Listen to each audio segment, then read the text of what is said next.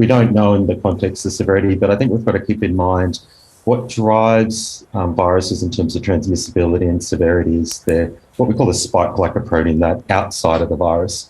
And when we look at these recombinants, what they essentially are is one spike pasted over the background of another virus. So a spike of, say, Omicron pasted over Delta. And that essentially means that the way the virus infects us, the way it may get through a vaccine response is dominated by that spike in the context of, say, a recombinant like XD, which is a combination of Omicron and Delta. It's essentially got the spike of Omicron. So it's going to behave, transmit, and I would say in terms of disease severity, we'll probably see that it'll be very similar to Omicron in what we've seen. And so does that mean that it is indeed, when we see two together, that it is indeed a new strain rather than, say, an unlucky incidence of a person contracting two viruses at once?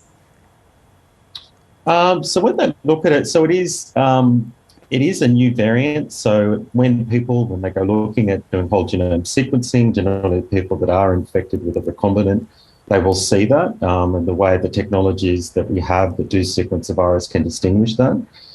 There are people, I did mention before, mixed infections. So there are people that do, they may get infected with, say, Delta and then maybe Omicron, or two lineages of Omicron, BA1 and BA2.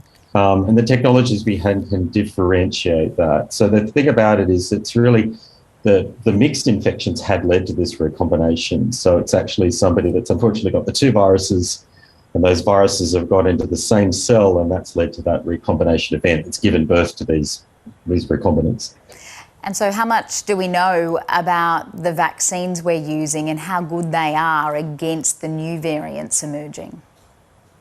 So I think we need to look at them in the context of what spike they have. And the spikes that they generally have are Omicron lineages. And we know that in terms of the Omicron lineages, they do it's well known they do get through and infect people that are vaccinated, triple vaccinated, with boosters. I think we've got to be mindful that although that might be the case, what we are seeing and what we're seeing this globally is the disease severity of people that have been double vaccinated or boosted is pretty good. So although we might get infected, we'll get a mild case of it. So I think we've just got to see. We experienced this with Omicron earlier in the year, and I would say these recombinants with the Omicron spikes are going to behave very similar. Given that so many people are being diagnosed as COVID positive through rapid tests, how much do Australian authorities really know about which COVID strains are currently circulating in the community? Yeah, look, that's a good question, and I think that's the dilemma globally because we've got such high numbers. But I think, look, we are still sequencing. There are nodes that are still sequencing and sequencing nationwide, and I guess in some areas they're looking at cases in ICUs. They're predominantly looking at sequencing there, and that's really important because you're capturing the variant that was associated with that disease severity. So I think that when we do see a variant, that's one of the key things that we're looking for is what the trajectory is in the context of disease severity.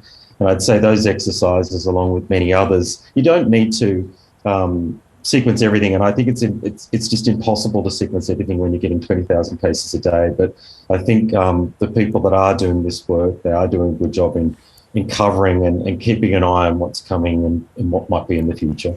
And so you believe the current level of sequencing and research into new variants is adequate, even given the fact that authorities are concerned about what's coming in winter with another forecast spike in COVID, while we're also looking forward to a spike in flu cases?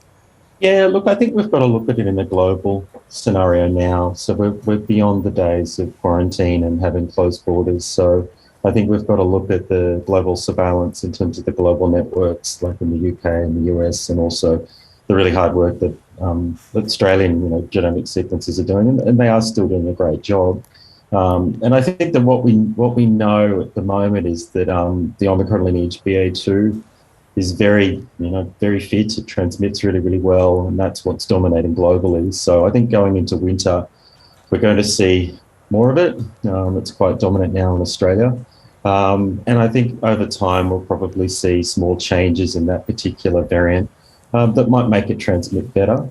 But I think over time, if there is a variant that does sustain high severity and one that we need to worry about, I think the genomic sequencing that we are doing in Australia is going to be enough to capture that.